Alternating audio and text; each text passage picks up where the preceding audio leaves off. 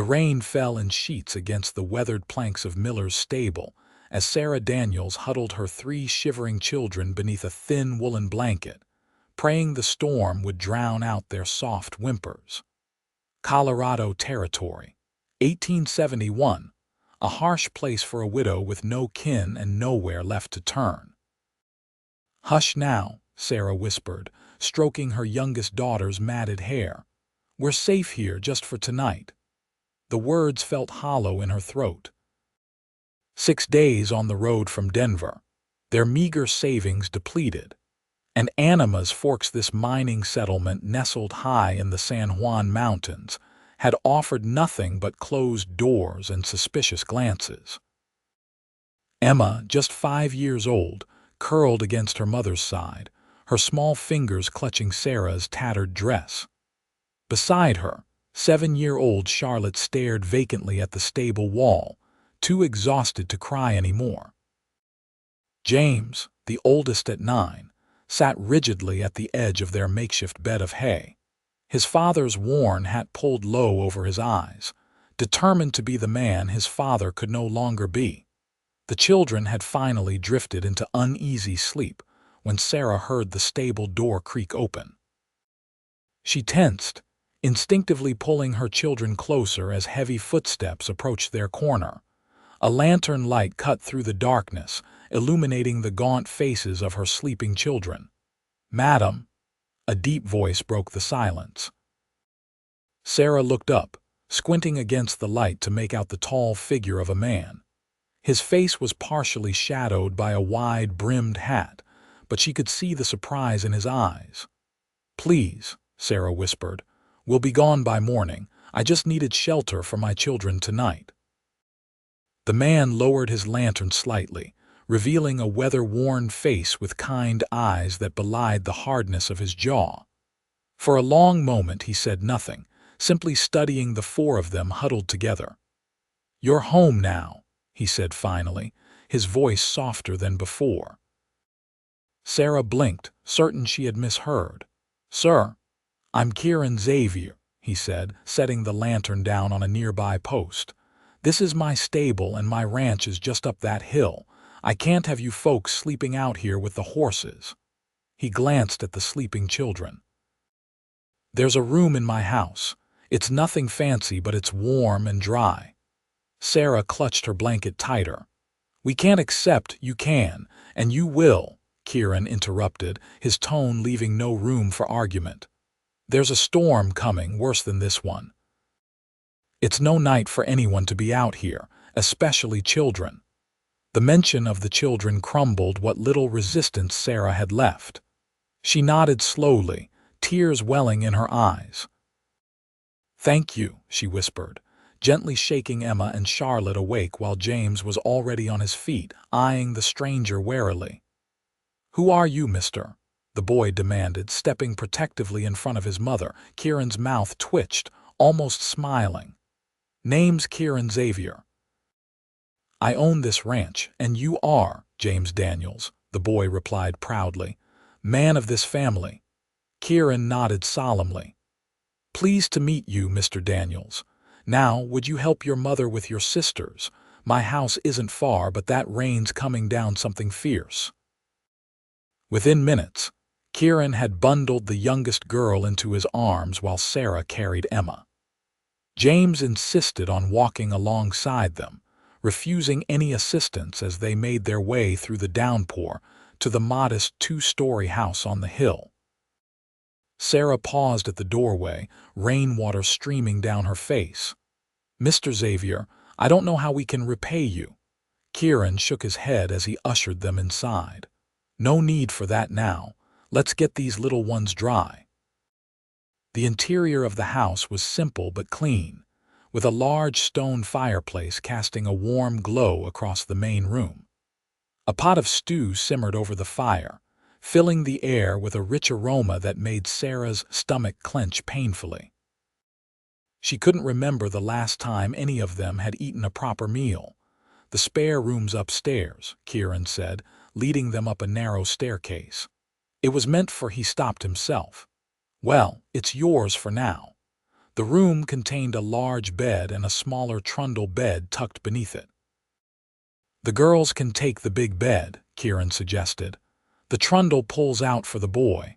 There are clean clothes in that trunk that might fit the children. They belong to," again he paused. "They're not being used."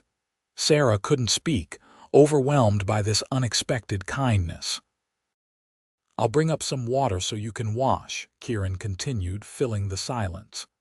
"There's stew downstairs when you're ready." After he left, Sarah sank onto the edge of the bed, her hands trembling. "Mama," Charlotte whispered, "are we staying here?" "Just for tonight, darling," Sarah replied, though she had no idea where they would go tomorrow.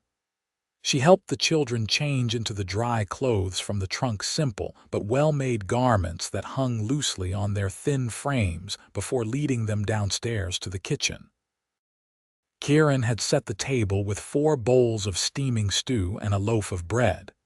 He stood awkwardly by the fire, as if unsure of his place in his own home now that it was filled with strangers. "Please join us, Mr. Xavier," Sarah said softly. "It's your home and your food." He nodded, pulling up a chair at the end of the table. As they ate, Sarah noticed how he watched the children, particularly when James devoured his stew with such intensity that he nearly choked. "Easy there," Kieran said. "There's plenty more." After dinner, the exhaustion of the day caught up with the children. Sarah helped them back upstairs, tucking them into the beds that felt impossibly soft after weeks of sleeping rough. They fell asleep almost instantly. Returning downstairs, she found Kieran sitting by the fire, a cup of coffee in his hands. He offered her one, which she accepted gratefully. "Thank you," she said, her voice barely above a whisper. "I don't know what would have happened if you hadn't found us tonight." Kieran stared into the flames. "What brings you to Anima's Forks, Mrs. Daniels?" "Sarah," she corrected. "And desperation, I suppose." She traced the rim of her cup with her finger. "My husband, Thomas, died 6 months ago, consumption. We had a small farm outside Denver, but the bank took it. I heard there was work in the mining towns." "There is," Kieran nodded, "but not the kind a woman with 3 children should be looking for." Sarah's shoulders slumped. "I'm a good cook. I can sew clean. I'll do whatever work there is." Kieran was quiet for a long moment. "I need help around the ranch," he said finally. "The house, too. My previous housekeeper left when she got married last spring." He looked up at her. "It's honest work. You and your children could stay in that room. There's a small cabin for the ranch hands, but it's empty now. I've been managing alone since my foreman took off for California." Sarah stared at him in disbelief. "You'd hire me, just like that? You don't know anything about me." "I know you've kept those children alive and together through God knows what," Kieran replied. "That tells me enough about your character."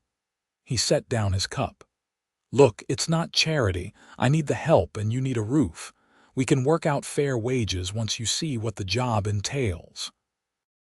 Sarah felt tears threatening again and blinked them back. She wouldn't cry in front of this man who had already shown her more kindness than she'd seen in months. "We'll try it," she said. "For a while at least." Kieran nodded, standing up. "Get some rest, Sarah. Tomorrow will come soon enough." As he turned to leave, Sarah noticed a framed photograph on the mantel, a young woman with a gentle smile. "Is that your wife?" she asked. Kieran glanced at the photograph, his expression unreadable. "Was," he said simply, then bid her good night. Alone by the fire, Sarah allowed herself a moment of relief. They had shelter, the promise of food, and perhaps even a future. It was more than she had dared hope for when they'd crept into that stable as the sun set. The next morning, Sarah woke to the unfamiliar sensation of warmth and comfort. Sunlight streamed through the window, illuminating the sleeping faces of her children. For a moment, she lay still, savoring their peaceful expressions before the reality of their situation returned. The smell of coffee and bacon drifted up from downstairs. Sarah slipped quietly from the bed, dressed in her now dry clothes from yesterday, and made her way to the kitchen. Kieran stood at the stove, looking somewhat out of place as he poked at sizzling bacon with a fork. "Good morning," Sarah said. "Can I help?" Kieran turned, a flicker of relief crossing his face. "Please. I can manage coffee, but anything beyond that is questionable at best." Sarah smiled, taking the fork from him. "How long have you been cooking for yourself?" "Too long," he admitted. "I can handle trail food when necessary, but this," he gestured to the stove, "has always been someone else's domain." As Sarah took over the cooking, Kieran set the table. They worked in comfortable silence until the patter of small feet announced the children's arrival. Emma appeared first, her blonde hair a tangled mess around her sleepy face. She stopped in the doorway, suddenly shy in the daylight. "Good morning, little miss," Kieran said, his gruff voice softening. "Hungry?" Emma nodded, edging closer to her mother. Charlotte and James followed, James still maintaining his protective stance despite the hunger evident in his eyes over breakfast. Kieran explained the ranch to them. "It's not large, about 200 acres. I run cattle, mostly. Used to have more help, but good men are hard to find these days." He looked at James. "Could use a hand with the horses if you're interested." James straightened, his chest puffing out slightly. "Yes, sir, I can work." "I don't expect children to work for their keep, son," Kieran clarified, "but learning is never a bad thing." After breakfast, Kieran showed Sarah around the house, a practical tour of what would now be her domain. It was larger than it had first appeared, with the main floor containing the kitchen, dining area, sitting room, and Kieran's study. Upstairs were 3 bedrooms and a small washroom. Everything was functionally furnished, but showed signs of neglect. "It's been a while since anyone gave this place proper attention," Kieran admitted as they returned to the kitchen. "I'll understand if you want to look for other arrangements once you've seen what you're dealing with." Sarah surveyed the kitchen, mentally noting what needed to be done. "Mr. Xavier, Kieran, please." "Kieran," she corrected herself. "We slept in your stable last night. This is a palace compared to what we've known recently." His eyes softened. "Well then, I'll leave you to get settled. I need to check the north pasture, but I'll be back by midday." He paused. "There's a vegetable garden out back that's gone wild. Help yourself to anything that's still growing." After Kieran left, Sarah set to work. The kitchen became her first project, and she found a sense of purpose in scrubbing counters and organizing shelves. The children, initially unsure in this new environment, gradually relaxed. James ventured out to explore the stable, while the girls discovered a box of wooden toys in a corner of the sitting room. By midday, Sarah had prepared a simple meal from the supplies in Kieran's pantry. As they ate, she asked the children what they thought of their temporary home. "I like the horses," James said. "Mr. Xavier has 6 of them, and there's a dog, but she's shy." "I found dolls," Emma announced proudly. "Pretty ones." Charlotte, always more perceptive than her years suggested, asked the question Sarah had been avoiding. "How long will we stay, Mama?" Sarah hesitated. "Mr. Xavier has offered me work, darling. We'll stay as long as he needs help." "Is he a good man?" Charlotte pressed. "Papa said not all men are good." Sarah thought of the gentle way Kieran had carried Emma through the rain, how he'd spoken to James as if the boy's opinions mattered. "I think he is," she said carefully, "but we'll be cautious, as always." Kieran returned in the early afternoon, bringing with him the earthy scent of the outdoors. He seemed surprised to find lunch waiting and the kitchen transformed. "You've been busy," he observed, washing his hands at the pump sink. "It helps to have a purpose," Sarah replied. "The pantry needs restocking, though. I can make a list for town." Kieran nodded, sitting down to the meal she'd prepared. "I'll be going in tomorrow. You and the children should come. Get what you need." The prospect of going into town filled Sarah with apprehension. Their last experiences in towns had been unwelcoming at best. "The people here," she began, "are like people everywhere," Kieran finished for her. "Some good, some not, but they know me. That counts for something." That evening, after the children were asleep, Sarah found herself on the front porch, wrapped in a shawl against the cooling mountain air. The vast expanse of stars above the San Juans took her breath away. "It never gets old," Kieran's voice came from the shadows. He stepped onto the porch, offering her a cup of tea, "even after 15 years. You've been here that long." Sarah accepted the cup, grateful for its warmth. "Came after the war," Kieran said, leaning against the porch railing. "Needed space and quiet. This valley provided both." Sarah noticed how he rubbed his left leg absently. "You fought Union cavalry," he nodded. "Got this at Gettysburg." He tapped his leg. "Doesn't trouble me much anymore, except when the weather changes." They stood in silence, sipping tea and watching the night sky. Sarah felt questions forming but held them back. She'd learned that some men spoke of their pasts in their own time, if at all. "Your children," Kieran said finally. "They seem resilient." "They've had to be," Sarah replied. "James especially. He thinks he needs to be the man now. That's a heavy burden for young shoulders." "Too heavy," Sarah agreed. "But he won't let me lift it from him." Kieran nodded in understanding. "Sometimes the only way forward is to carry what you must." The next day brought their first trip into Anima's Forks. Sarah dressed the children in the cleanest clothes from the trunk, braided the girls' hair, and made sure James's face was scrubbed clean. The town was smaller than she'd expected, a collection of wooden buildings strung along a single dirt road, with the imposing structures of the mining operations looming on the hillside above. As Kieran drove the wagon down the main street, Sarah felt eyes turning toward them. "Morning, Xavier," called a bearded man from the doorway of the general store. "Sheriff," Kieran nodded. "Good day for business." "Can't complain," the sheriff replied, his gaze shifting curiously to Sarah and the children. Kieran made no introductions, simply helping Sarah down from the wagon before lifting the girls. "General store first," he said quietly. "Doyle's a fair man. Won't overcharge you." Inside the store, Sarah carefully selected necessities while Kieran spoke with the proprietor.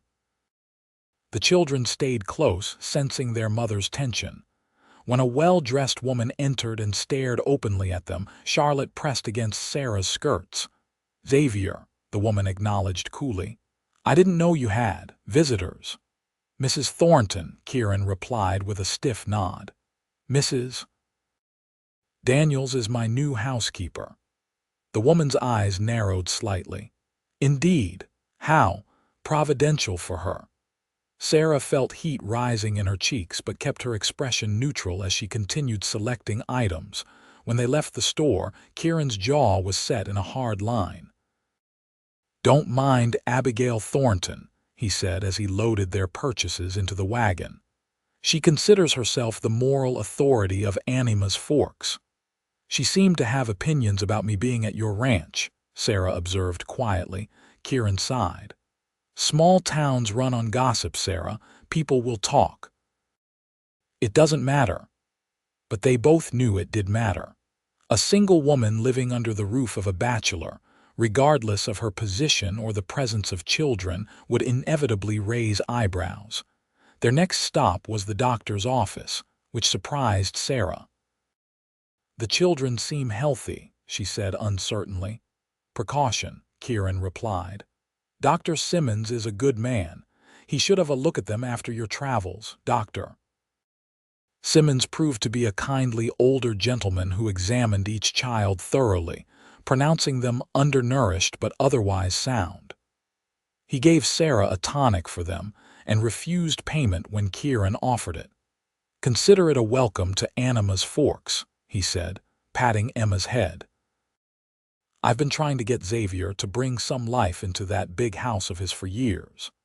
By the time they returned to the ranch, Sarah was exhausted from the tension of navigating the town's curious stares. The children, however, seemed energized by the adventure. "Can I help with the horses now, Mr. Xavier?" James asked as soon as they arrived. Kieran exchanged a glance with Sarah, who nodded her permission. "Come along then," he said to the boy. "First lesson is how to properly unsaddle and brush down after a ride." As the days passed, they settled into a rhythm. Sarah took charge of the house, bringing order to rooms that had clearly been neglected. The girls helped in small ways, sorting laundry or shelling peas from the garden.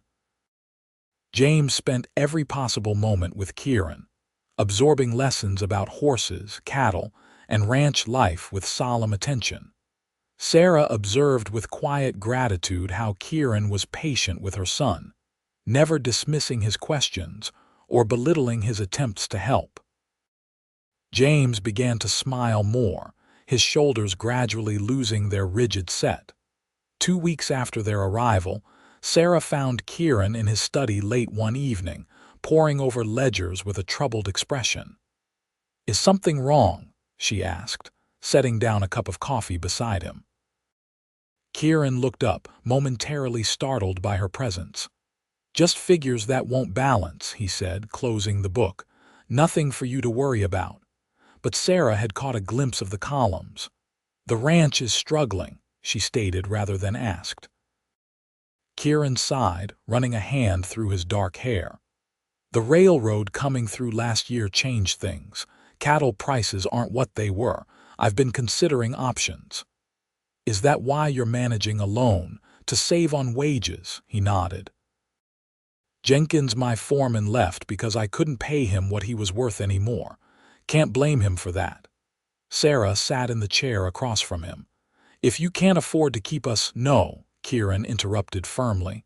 "That's not it. Your wages are fair for the work, and you've transformed this place in just 2 weeks." He gestured to the now orderly study. "The issue is larger. I may need to sell some land or diversify somehow." Sarah considered this. "My father raised horses before he took up farming. Special ones for carriage teams in New York.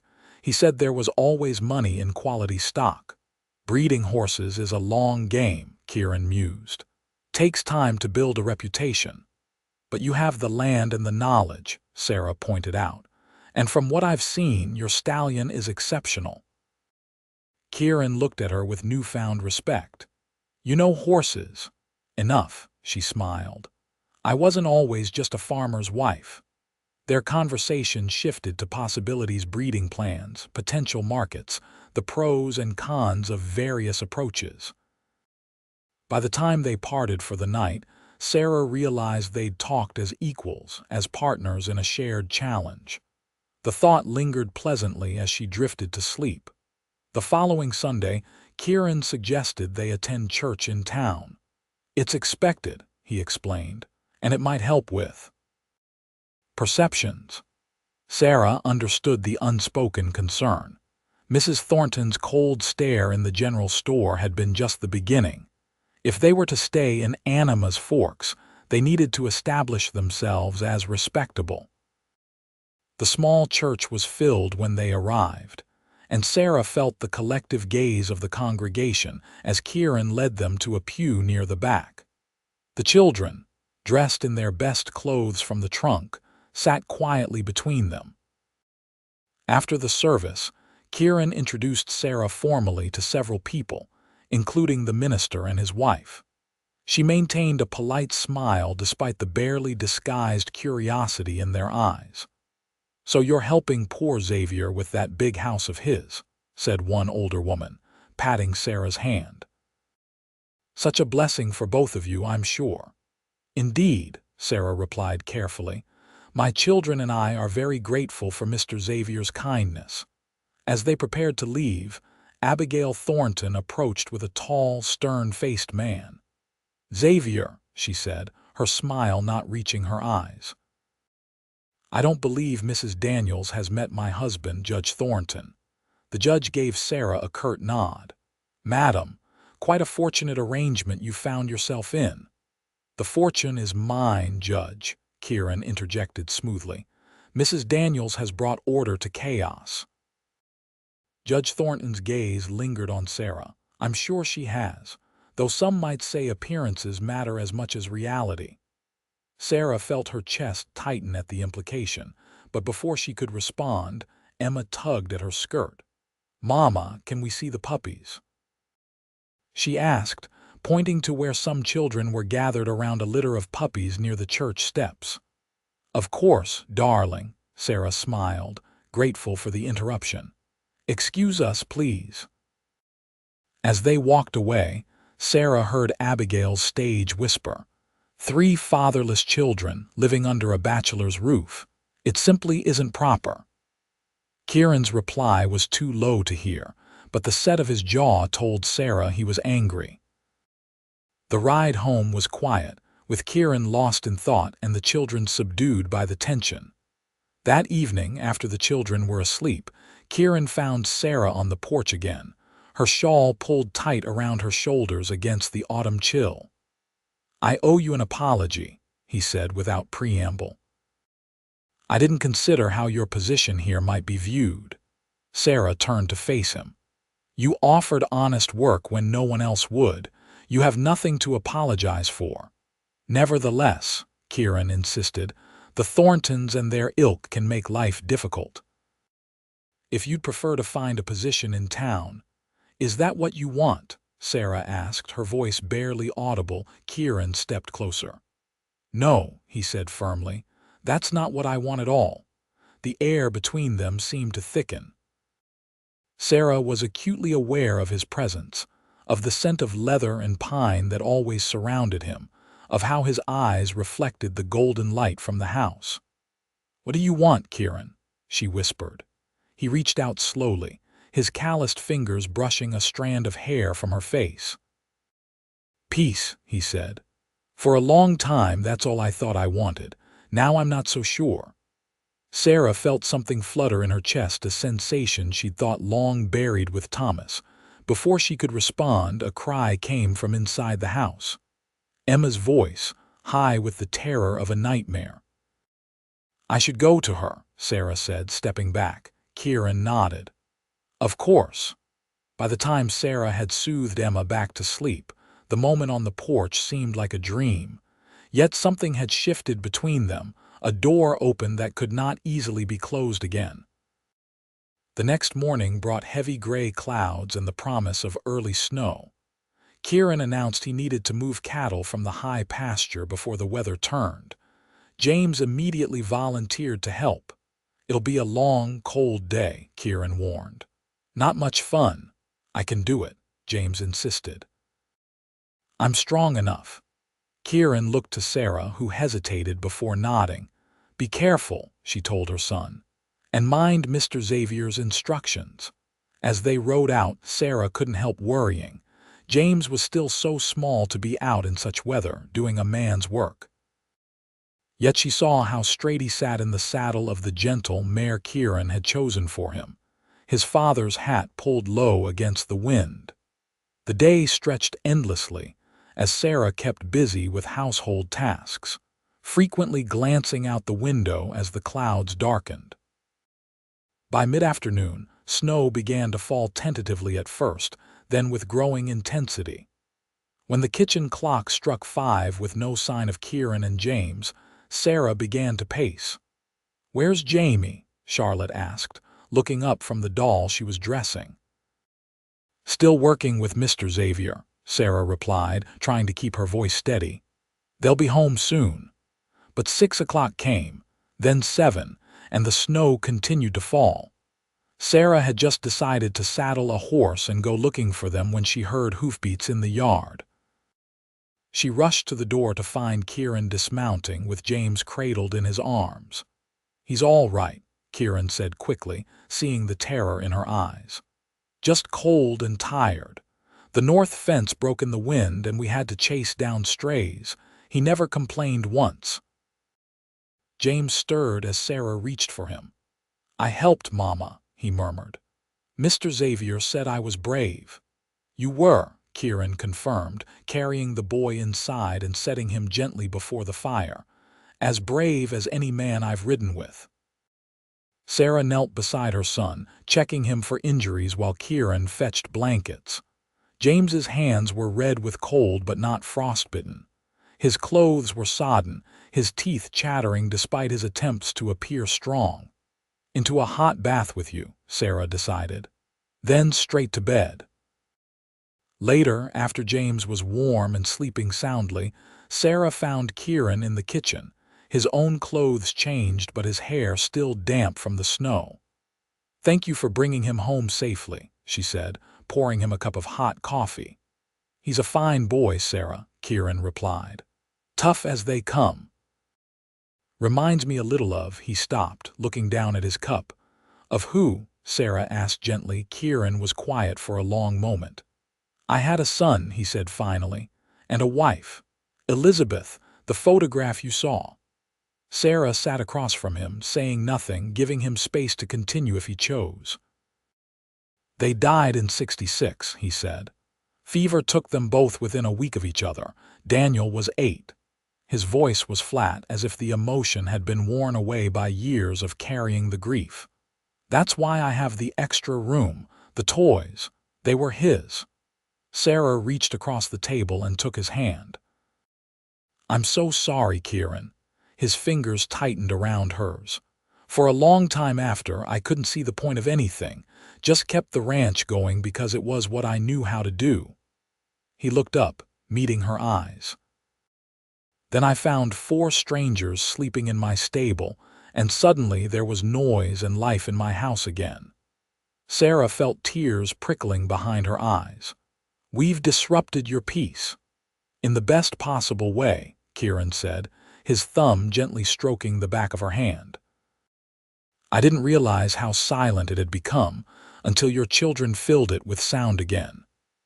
They sat that way for a long time, hands joined across the table, neither quite ready to acknowledge what was growing between them. As October gave way to November, life at the ranch settled into a deeper rhythm. The first snow hadn't lasted, melting away to reveal ground still unprepared for winter. Kieran worked from dawn to dusk, preparing for the coming cold, with James as his constant shadow. The boy grew stronger, his face losing its pinched, worried look as he learned the ways of the ranch. Sarah expanded her domain beyond the house, taking charge of the neglected garden and the small flock of chickens that had been barely producing. She began putting up preserves for winter, filling the root cellar with jars of vegetables from the garden and wild berries the girls had helped gather. The girls, too, found their places. Charlotte revealed a talent for numbers, helping Sarah keep track of household supplies and even assisting Kieran with simple ranch accounts. Emma, still so young, brought laughter back into a house that had known too little of it. Sarah was kneading bread dough one crisp morning when Kieran appeared at the kitchen door, his expression troubled. "Sheriff's in the yard," he said quietly. "Wants to speak with you." Sarah's hand stilled, fear immediately flooding her veins. "Did he say why?" Kieran shook his head. "Just that it's official business." Sheriff Doyle removed his hat as Sarah stepped onto the porch, wiping flour from her hands on her apron. "Mrs. Daniels," he said with a nod. "Sorry to disturb your morning." "What can I do for you, Sheriff?" Sarah asked, fighting to keep her voice steady. "Got a telegram from Denver," he said, pulling a folded paper from his pocket. "Seems someone's been looking for a woman and 3 children matching your description. Man named Hollister. Says he's your brother-in-law." Sarah felt the blood drain from her face. Kieran stepped closer, his presence solid and reassuring beside her. "George Hollister is indeed my late husband's brother," Sarah confirmed carefully. "But we are not close." Sheriff Doyle studied her face. "He claims you've taken property belonging to him. Says he was appointed guardian of the children after your husband's death." "That's a lie," Sarah said, her voice sharper than intended. Thomas left everything to me and the children. George contested the will, but the judge ruled in our favor. Then why are you running?" The sheriff asked bluntly. Sarah glanced at Kieran, then back to the sheriff. "Because George burned our farm to the ground when he couldn't get it legally," she said quietly. "We barely escaped with our lives." Kieran's intake of breath was audible. The sheriff's eyes widened slightly. "I have no proof," Sarah continued. "It was night. The children and I were sleeping. By the time we got out, the house was engulfed. George arrived the next morning, all sympathy and offers of help if I'd sign over Thomas's land claim in the mountains. When I refused, he threatened to have the children taken away." "What land claim?" Kieran asked. "Thomas staked a claim in the San Juans years ago, before we were married," Sarah explained. "He always believed there was silver there. George thought so too, apparently." Sheriff Doyle folded the telegram slowly. "This is a serious accusation, Mrs. Daniels." "I'm aware," Sarah replied. "I have the deed to the claim in my possession. It's all we have left of Thomas's estate. It's worthless unless there really is silver there, but it's legally ours, mine and the children's." The sheriff considered this. "Hollister says he's coming to Anima's Forks to collect what's his." "The children are not his," Sarah said firmly, fear giving way to anger. "Nor is the claim." "Well," Sheriff Doyle said, replacing his hat, "I can't stop a man from traveling where he pleases, but I can keep an eye out for trouble when he arrives." He glanced at Kieran. "Might want to be prepared for visitors, Xavier." After the sheriff rode away, Sarah sank onto the porch step, her legs suddenly unable to support her. "I should have told you," she said without looking at Kieran. "About George, about why we were really traveling." Kieran sat beside her. "Would you tell me now?" Sarah took a deep breath and began the story from the beginning: Thomas's illness, his death, the discovery that his mining claim might actually contain silver, George's increasingly threatening behavior, and finally, the night of the fire that had forced them to flee Denver with little more than the clothes on their backs and Thomas's precious deed. "We traveled west because I knew the claim was somewhere in the San Juans," she explained. "I thought perhaps I could sell it to someone who could develop it properly. The children and I just needed enough to start over somewhere George couldn't find us." "And now he's coming here," Kieran said grimly. Sarah nodded, twisting her hands in her apron. "We should leave. I won't bring trouble to your door after all you've done for us." "No," Kieran said firmly. "This is your home now, remember. We'll face Hollister together." The word home caught in Sarah's chest, warming her despite her fear. "Kieran, he's dangerous. If he burned our farm, then he'll find this ranch a harder target," Kieran interrupted. "I didn't survive Gettysburg to be intimidated by a land-grabbing bully." He placed his hand over hers, stilling her nervous movements. "Where exactly is this claim of yours?" Sarah described the location as best she could from Thomas's descriptions. Kieran's eyes widened. "That's just over the ridge from the north pasture," he said. "On my land, or what used to be before I sold that section last spring." "Sold it? To whom?" "Mining consortium from Chicago," Kieran replied. "They started preliminary work in the summer, but I haven't heard much since then." Sarah stared at him, her mind racing. "If they found silver, then your claim could be worth a great deal," Kieran finished. "Enough to make a desperate man do desperate things." The thought hung between them as the implication settled. If George was coming all the way to Anima's Forks, he must believe the claim was valuable. And if he was willing to burn a farm with a family inside, what else might he do? The days that followed were tense. Kieran insisted the children stay close to the house, and he began carrying his revolver again, something Sarah noticed but didn't comment on. She kept Thomas's deed with her at all times, secured in a small pouch beneath her dress. A week passed with no sign of George Hollister. Then, too, the waiting became its own kind of torment. "Perhaps he won't come," Sarah suggested one evening as she and Kieran sat on the porch, watching the sunset paint the mountains gold. The children were inside, Emma already asleep while James and Charlotte played checkers by the fire. "Perhaps," Kieran agreed, though his tone suggested he didn't believe it. "Or perhaps the snow in the passes has delayed him." The first major snowfall of the season had blanketed the high country 2 days earlier, making travel difficult. The ranch was prepared. Kieran and James had worked tirelessly to ensure the cattle had shelter and feed, and the house was stocked with supplies that would last through spring if necessary. "I never thanked you properly," Sarah said after a comfortable silence, "for all of this." She gestured to encompass the ranch, the house, their life together. Kieran turned to look at her, his face softened by the fading light.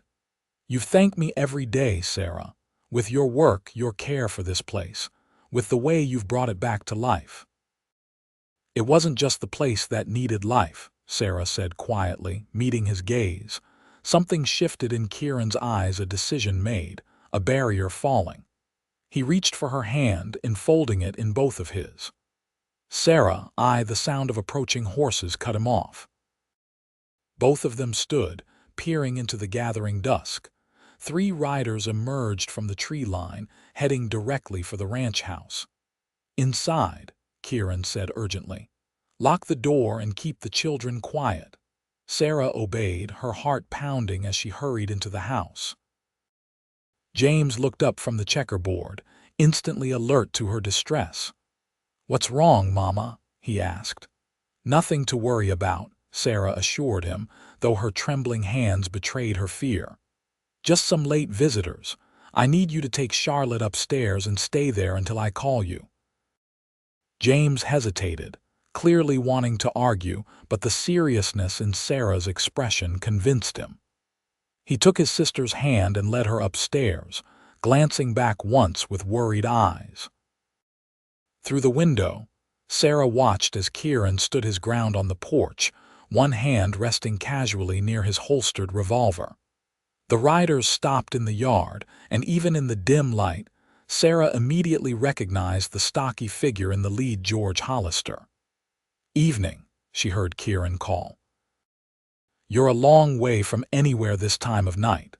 "Looking for my sister-in-law," George replied, his voice carrying the same oily confidence Sarah remembered. "Sheriff says she's staying here." "And who might you be?" "George Hollister."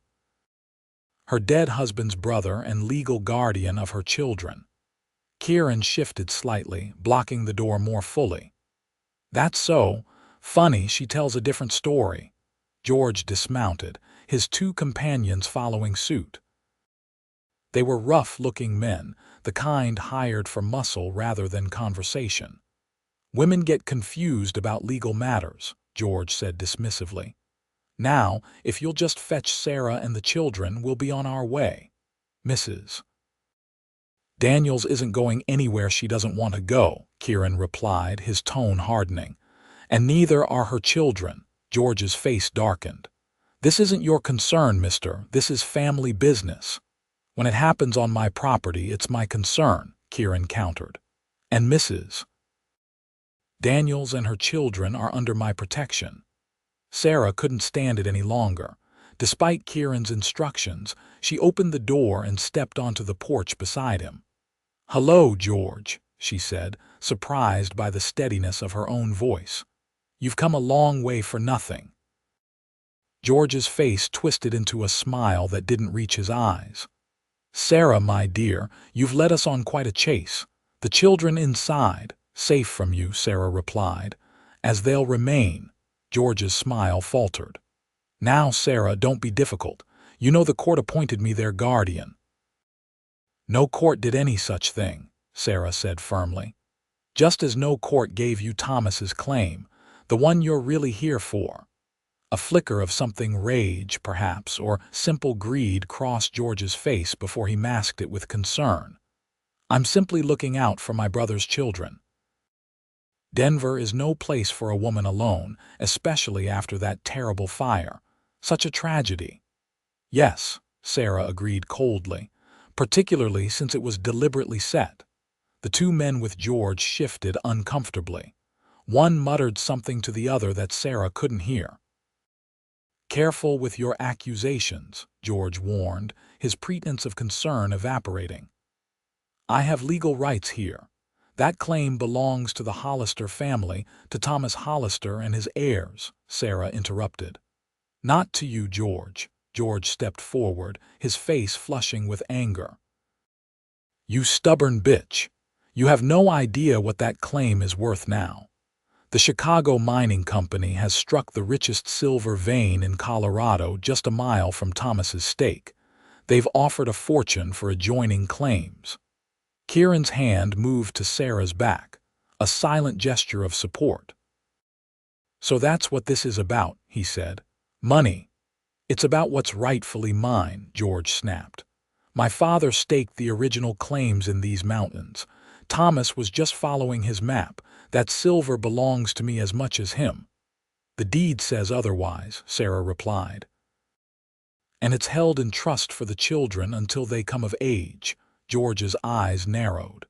"Give me the deed, Sarah, tonight, or I swear you'll regret it."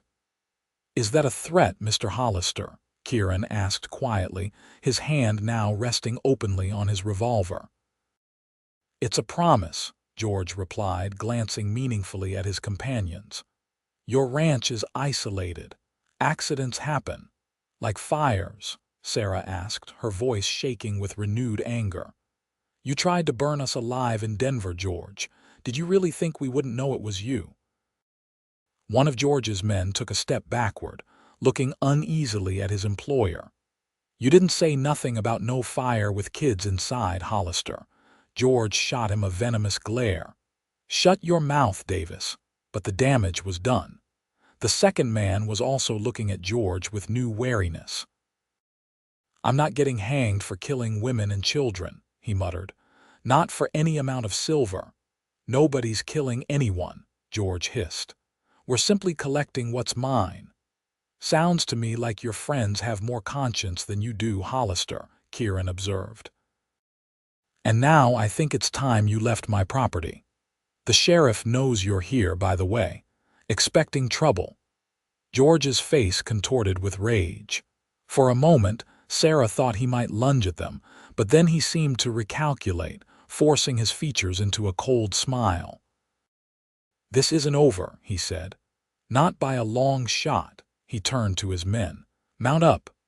The hired guns seemed relieved to comply, quickly returning to their horses. George followed more slowly, his eyes never leaving Sarah. "I'll be in town," he said as he mounted. "When you're ready to be reasonable, you know where to find me." They watched as the three riders disappeared into the darkness. Only when they were out of sight did Sarah realize she was trembling violently. Kieran's arm went around her shoulders, drawing her against his side. "You were very brave," he said softly. "I was terrified," Sarah admitted. "I still am. He won't give up, Kieran, not now that he knows how valuable the claim might be." "No," Kieran agreed, "but neither will we." Inside, they found James sitting on the stairs, clearly having heard at least part of the confrontation. His face was pale but determined. "Was that the bad man who burned our house?" he asked. Sarah sighed, kneeling before her son. "You should have stayed upstairs, James." "I'm the man of the family," he insisted. "I needed to know." Sarah's heart broke a little at his words. No child should feel such responsibility. "Yes," she said gently, "that was your Uncle George, but he's gone now." "He'll come back," James said with certainty. "Men like that always do." "That's what Papa said." Kieran crouched beside Sarah. "Your papa was right," he told James seriously. "But when bad men come back, good men are ready for them, and there are more good men than bad in this world, son. Remember that." James studied Kieran's face, then nodded solemnly. "Will you teach me to shoot, Mr. Xavier?" "James," Sarah protested. Not today, Kieran answered, ignoring Sarah's objection. But someday when you're ready. For now, the best thing you can do to protect your family is to be smart and listen to your mother. Can you do that? James considered this, then nodded again. Yes, sir. Good man, Kieran said, ruffling the boy's hair. Now, I believe we have a checkers game to finish before bed. Later, after the children were asleep, Sarah and Kieran sat at the kitchen table, planning their next move. The deed lay between them, its worn edges testimony to how tightly Sarah had clutched it during their flight from Denver. We should talk to the sheriff in the morning, Kieran suggested. Make a formal complaint against Hollister for the threats. He'll deny it, Sarah sighed. And his men won't testify against him, not if they want to be paid. Maybe, maybe not, Kieran said. That one man seemed genuinely disturbed about the fire, if we can get him alone. Sarah shook her head. Even if the sheriff believes us, he can't watch us every minute. And George won't give up, not with so much at stake. Then we need to resolve this another way, Kieran decided. What if we approach the Chicago Mining Company directly? With a legitimate deed, they might prefer to deal with you than with Hollister. Sarah considered this. It's possible. But George has connections in Denver. He might have already spoken with them. It's worth trying, Kieran insisted. I know the company representative who bought my land. He seemed an honest sort. I could ride to their office in the morning. Sarah reached across the table and took his hand. Thank you, she said softly, for everything. Most men would have sent us on our way once they knew we brought trouble. Kieran turned his hand to clasp hers. I'm not most men, he said simply. And you're not most women. His eyes held hers, the intensity in them making her breath catch. I meant what I said earlier, Sarah. This is your home now, yours and the children's. I'll do whatever it takes to keep you safe here. Why? Sarah whispered, though part of her already knew the answer, had known it for weeks, perhaps even from that first night in the stable. Kieran stood, drawing her to her feet and into his arms. Because in one stormy night, you brought life back into my world, he said, his voice rough with emotion. Because your children's laughter healed something in me I thought was broken forever. He reached up to touch her face, his fingers gentle against her cheek. Because I love you, Sarah Daniels. God help me, I love you. Sarah felt tears spill onto her cheeks as years of grief and fear gave way to something warm and alive and hopeful. I love you too, she whispered. So much it frightens me. Don't be afraid, Kieran murmured, drawing her closer. Not of this. Not of us. When his lips met hers, Sarah felt as if she were coming home in a way she never had before, not to a place, but to a person. To the man who had found her and her children in their darkest moment and offered not just shelter, but a future. Morning brought clear skies and fresh resolve. Over breakfast, Kieran outlined his plan to ride to the mining company's office near the main diggings, 12 miles away. Sarah would take the children into town to speak with Sheriff Doyle, ensuring there would be witnesses if George tried anything. Stay in public places, Kieran instructed as he prepared to leave. The general store, the church if necessary. Don't go anywhere alone. We'll be careful, Sarah promised. You too. Kieran kissed her briefly, mindful of the children watching with wide eyes. I'll be back before sunset, he said, then knelt to address James directly. You're the man of the house until I return. Take care of your mother and sisters. James nodded, standing straighter. Yes, sir. The trip to town was tense but uneventful.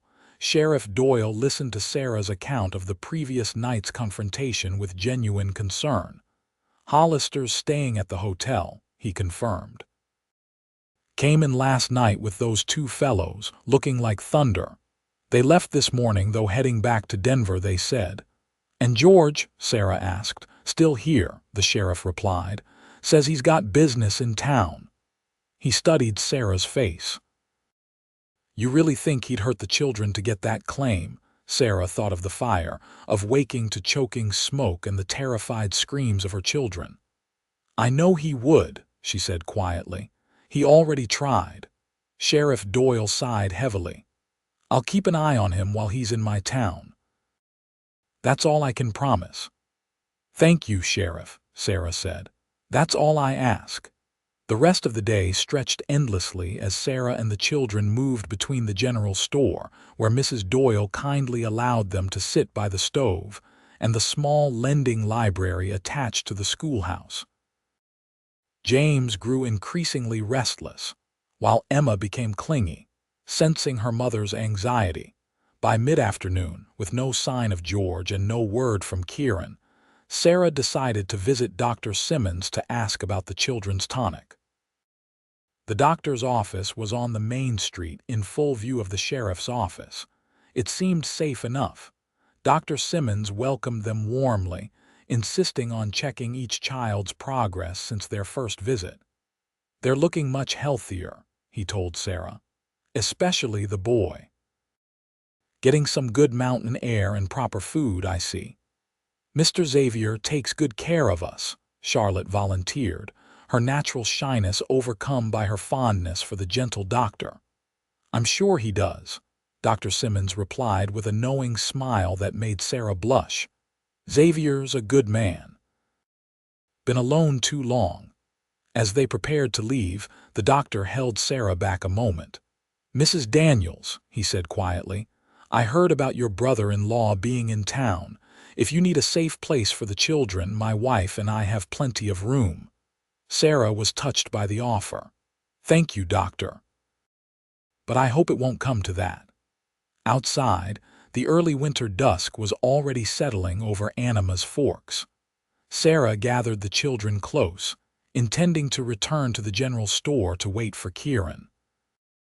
As they turned the corner, however, George Hollister stepped out from between two buildings, blocking their path. Sarah, he greeted her, as if they were meeting by chance. I was hoping to run into you. Sarah pushed the children behind her. We have nothing to discuss, George. On the contrary, he replied smoothly, we have a business proposition to discuss, one that could benefit us both. I'm not interested in any proposition from you. George's smile tightened. You haven't heard it yet. The Chicago Mining Company has made an offer for Thomas's claim. A very generous one. He reached into his coat and produced an official-looking document. I've taken the liberty of drawing up the paperwork. You sign over the claim to me, and I'll give you 20% of the proceeds, more than enough for you and the children to live comfortably. Sarah stared at him in disbelief. After everything you've done, you expect me to trust you with the children's inheritance. Be reasonable, Sarah, George urged. You're a woman alone. You can't develop a mining claim. You need a man's guidance. She's not alone, James piped up from behind Sarah, his voice remarkably steady for a 9-year-old facing down his uncle. She has Mr. Xavier. George's expression darkened. Ah, yes, your convenient protector. I've been asking around town about him. Seems he's in financial trouble. His ranch is mortgaged to the hilt. Did he tell you that? When Sarah didn't respond, George pressed his advantage. He's using you, Sarah. He sees a widow with a valuable claim and thinks he can get his hands on it by playing the hero. You're wrong, Sarah said firmly, though the revelation about Kieran's finances sent a cold tendril of doubt through her mind. He had mentioned struggling, but not that the ranch was mortgaged. Am I? George challenged. Ask yourself why a man like Xavier would take in a destitute widow and 3 children if there wasn't something in it for him. Men like that don't do charity. Mr. Xavier is kind, Emma said suddenly, her small face indignant. He reads me stories and made me a swing. You're mean. George's face flushed with anger. Children should be seen and not heard, he snapped. Something you'd know if you'd been raised properly. That's enough, Sarah interrupted. We're leaving now. If you want to discuss the claim, you can do it through a lawyer. She started to move past him, but George grabbed her arm, his fingers digging painfully into her flesh. "You're not going anywhere until we settle this," he growled, all pretense of civility gone. "Let go of my mother," James demanded, launching himself at George's legs. George shoved the boy away, sending him sprawling onto the muddy street. Charlotte screamed. Emma began to cry. Sarah fought against George's grip, her fear for her children overriding everything else. "What's going on here?" a deep voice called out. Sheriff Doyle was hurrying down the street, drawn by the commotion. Behind him, Sarah saw Dr. Simmons emerging from his office. George immediately released her, his manner changing in an instant. "Just a family disagreement, Sheriff," he said smoothly. "My sister-in-law has a temper." "That's not what it looked like to me," Dr. Simmons countered, helping James to his feet and checking him for injuries. "Looked like assault on a woman and child." Sheriff Doyle's gaze moved from George to Sarah. "Mrs. Daniels, you want to press charges?" Before Sarah could answer, the thunder of approaching hooves drew everyone's attention. Kieran rode into town at a gallop, reining in sharply when he spotted the gathering outside the doctor's office. His face was grim as he dismounted, moving immediately to Sarah's side. "Are you all right?" he asked, his eyes scanning her and the children for signs of harm. When he saw the mud on James's clothes and the redness on Sarah's arm where George had grabbed her, his expression hardened. "What did you do?" he demanded of George. "Stay out of this, Xavier," George warned. "This is between me and my family." "They're not your family," Kieran replied, his voice dangerously quiet. "Not anymore." Sheriff Doyle stepped between the two men. "That's enough, both of you. No fighting in my streets." He turned to Sarah. "Mrs. Daniels, do you want to file a complaint?" Sarah looked at George, at the hatred barely concealed in his eyes, and knew that legal proceedings would only prolong their ordeal. "No," she said finally. "I just want this to end." Kieran's hand found hers, squeezing gently. "It can," he told her. "Today." He reached into his coat and withdrew an envelope, which he handed to Sarah. The Chicago Mining Company was very interested to learn that the legal owner of the Hollister claim was in Animas Forks, he said, watching George's face as he spoke. "Their lawyer drew this up immediately." Sarah opened the envelope with trembling fingers. Inside was a contract offering to purchase Thomas's claim for an amount that made her gasp. "This is a fair price," Kieran finished for her. "Far more than Hollister here offered, I'm guessing. And it goes directly to a trust for the children with you as trustee." George lunged forward, trying to snatch the paper from Sarah's hands. "Let me see that," he snarled. Sheriff Doyle caught his arm. "Easy now, Hollister. The lady has business to conduct." "You can't do this," George hissed at Sarah. "That claim is legally mine as trustee for Thomas's children," Sarah cut him off. "The mining company's lawyer confirmed it." She turned to Sheriff Doyle. "I'd like to sign this contract in your presence, Sheriff, as a witness, and Dr. Simmons as well, if he's willing." "Of course," Dr. Simmons agreed immediately. "This is robbery," George protested, his face mottled with rage. "I'll contest it in court." "You're welcome to try," Kieran replied calmly, "but the mining company has a very thorough legal department, and they've agreed to handle any challenges to the title as part of the purchase." George's eyes darted between them, calculating. Finally, he spat on the ground at Sarah's feet. "You haven't seen the last of me," he threatened. "Actually, I believe we have," Kieran countered. The company's lawyer also suggested that any further harassment of Mrs. Daniels or her children might result in an investigation into the Denver fire. They seemed to have connections with the territorial governor. Sarah watched as the implications of this sank in. George's face went from red to pale in an instant. Without another word, he turned and stalked away, his back rigid with thwarted rage. In Sheriff Doyle's office, Sarah signed the contract with steady hands, officially transferring Thomas's claim to the Chicago Mining Company in exchange for a sum that would ensure her children's security for life. When it was done, she felt a weight lift from her shoulders, not just the burden of the claim, but the fear that had driven them from Denver. "It's over," Kieran said as they left the sheriff's office, the children clustering around them in the fading light. "He can't hurt you anymore." Sarah looked up at him, searching his face. "There's something I need to ask you," she said quietly, mindful of the children's attentive ears. "About the ranch. George said that it's mortgaged," Kieran finished for her. "It is or was." He smiled slightly. "The mining company was very grateful for my help in locating you, grateful enough to purchase another parcel of land adjoining their current operation, land that I happen to own." Sarah's eyes widened. "So the ranch is secure," Kieran assured her. "More than secure. We'll have to discuss what to do with the rest of the money, actually." The casual "we" sent warmth spreading through Sarah's chest. "We will," she agreed, taking his hand as they began the journey home, truly home now, in every sense of the word. The following Sunday found the Xavier Ranch transformed. Fresh pine boughs decorated the porch, and inside, the house gleamed with polish and care.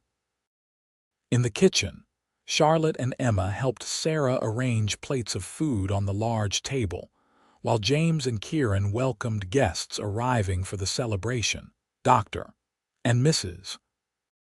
Simmons were the first to arrive, followed by Sheriff Doyle and his wife, and gradually the house filled with neighbors and townspeople curious to witness the union of the quiet rancher and the widow who had arrived so mysteriously just 2 months earlier.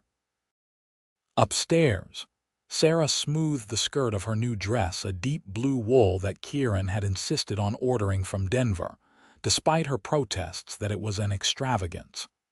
Her hair was arranged simply but elegantly, with sprigs of winter berries tucked into the twist at her nape.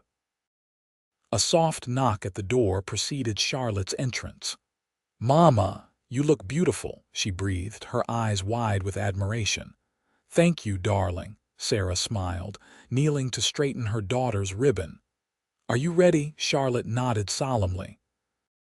"James says he's going to walk you down the stairs because Papa would want him to." Sarah's heart swelled with pride and a bittersweet ache. "Your father would be very proud of all of you," she said, "and I think he would approve of Mr. Xavier." "Kieran," Charlotte corrected. "He said we should call him Kieran now since he's going to be our new papa." "Did he?" Sarah asked. Touched by the gesture she hadn't known about, Charlotte nodded again. "He asked us first if it was all right. James said yes right away. I said I would think about it." She looked down, suddenly shy. "I decided it's all right. Emma's already calling him Papa when he's not listening." Sarah pulled her daughter into a tight embrace. "I love you so much, Charlotte.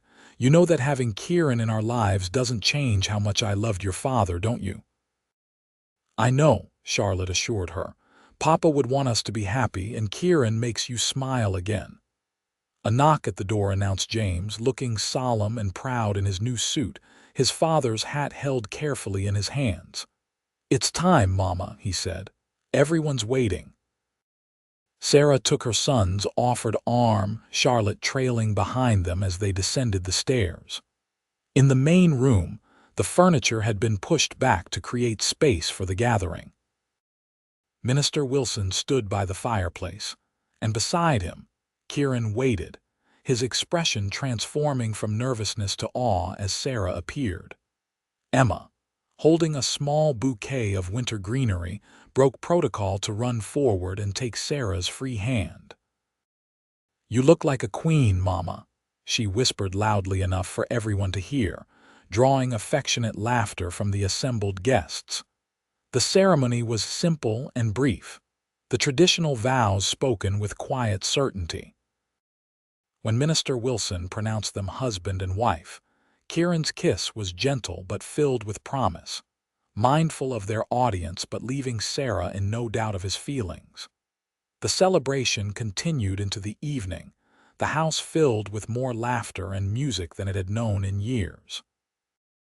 As the last guests departed, and the children were settled into their beds, James now in the room that had once belonged to Daniel, the girls still sharing the room that had first welcomed them on that stormy night, Sarah and Kieran found themselves alone on the porch, wrapped in a quilt against the winter chill. "Happy, Mrs. Xavier?" Kieran asked, his arm around her shoulders, drawing her close against his side. "More than I ever thought possible again," Sarah replied honestly. "Though I keep expecting to wake up and find myself back in that stable." Kieran chuckled, the sound rumbling pleasantly in his chest beneath her ear. "That was the luckiest night of my life," he said, "finding you there. You said you're home now," Sarah remembered. "I thought I'd misheard you." "I knew at the moment I saw you," Kieran admitted. "Something just clicked into place, like the ranch had been waiting for you all along." Sarah leaned up to kiss him softly. "Or perhaps we were waiting for each other." Behind them, the house stood warm and solid, sheltering their sleeping children. Before them stretched the valley, silver in the moonlight, and beyond that, the endless possibilities of their future together.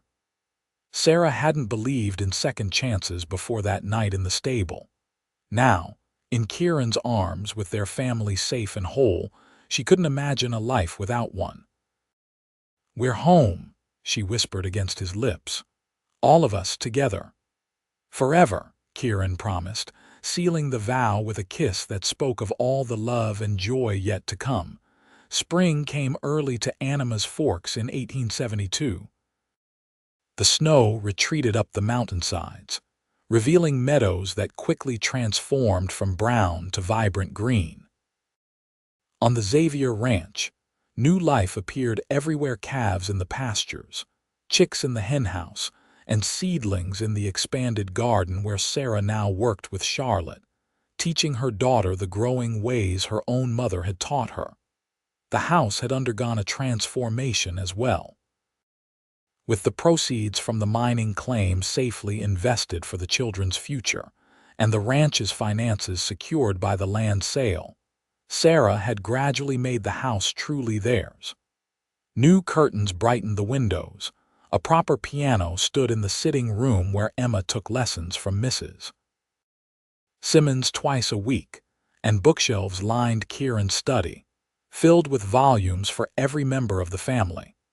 Most significant of all was the small room next to the main bedroom, which Sarah and James had secretly prepared during the final weeks of winter. Its walls were painted a soft yellow, with a hand-sewn quilt draped over the new cradle that Kieran had crafted without knowing its true purpose. On this particular morning in late April, Sarah stood in the doorway of that room, one hand resting on her still flat stomach, imagining how it would look when occupied. So absorbed was she in this vision that she didn't hear Kieran approach until his arms slipped around her waist from behind. "What are you thinking about so seriously?" he murmured against her hair. Sarah leaned back against his solid warmth. "About how this room won't be empty much longer," she replied, turning in his arms to see his reaction. Kieran's expression shifted from confusion to dawning comprehension. "Sarah," he breathed, his hands moving to cradle her face.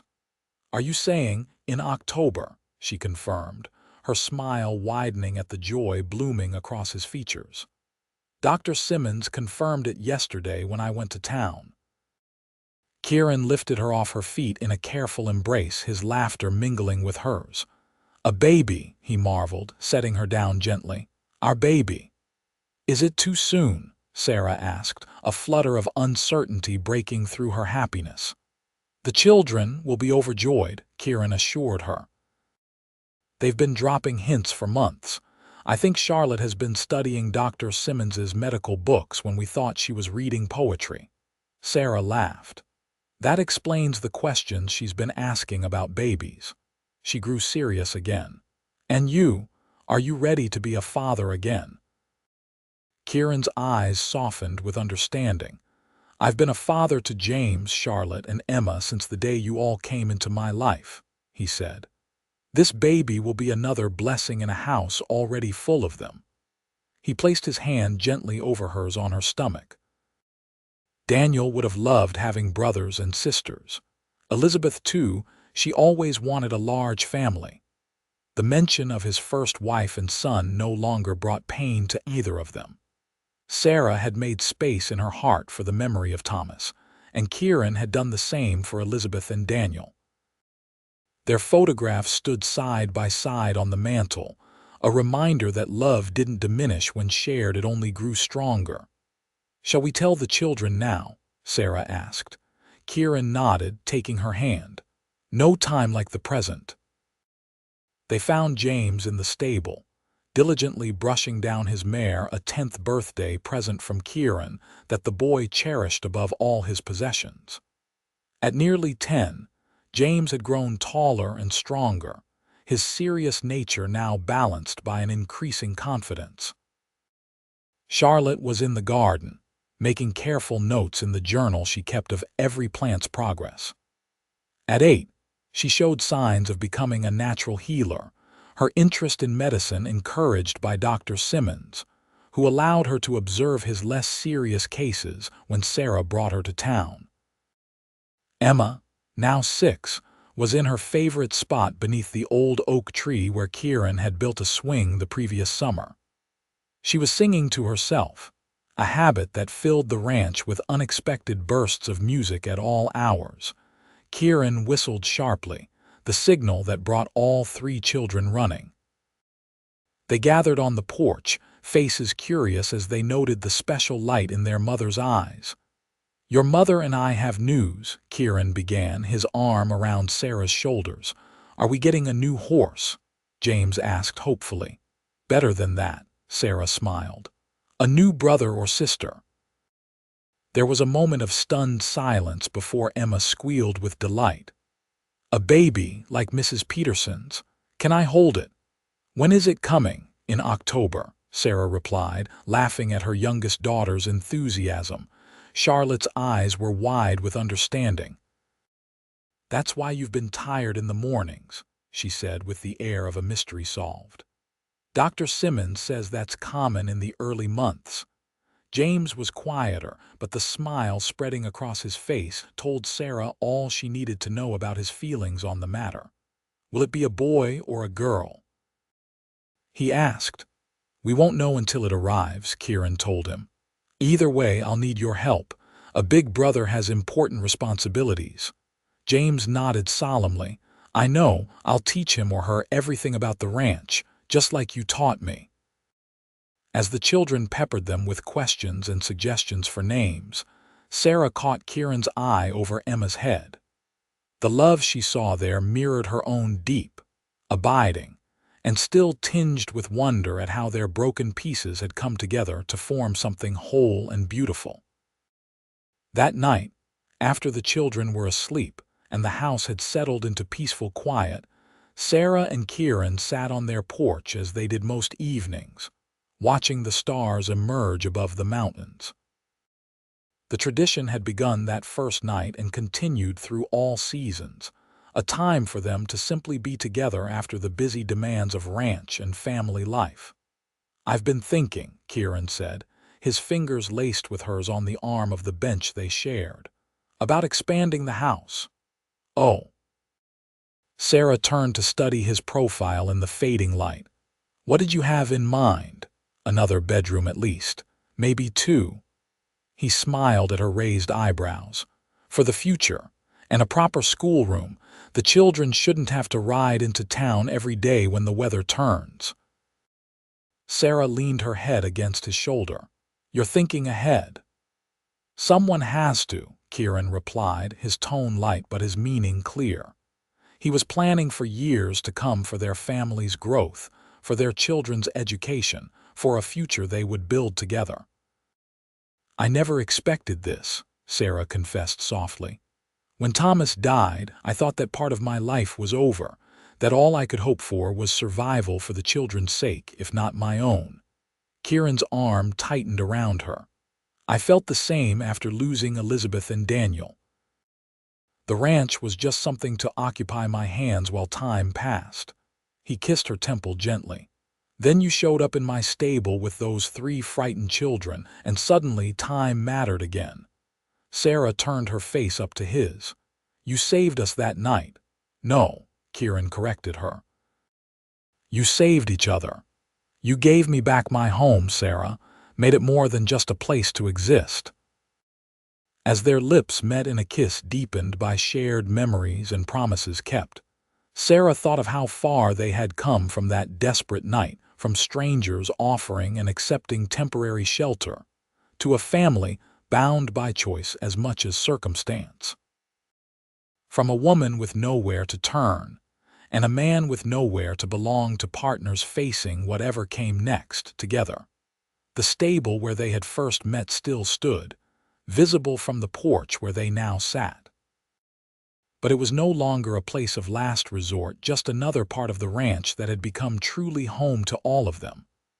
I love you, Sarah whispered against Kieran's lips. Forever grateful that you found us that night. Best thing I ever did, Kieran replied, his voice rough with emotion. Telling you that you were home. And they were, all of them, home in the deepest sense of the word, where love had found them in their darkest hour and showed them the way back to light.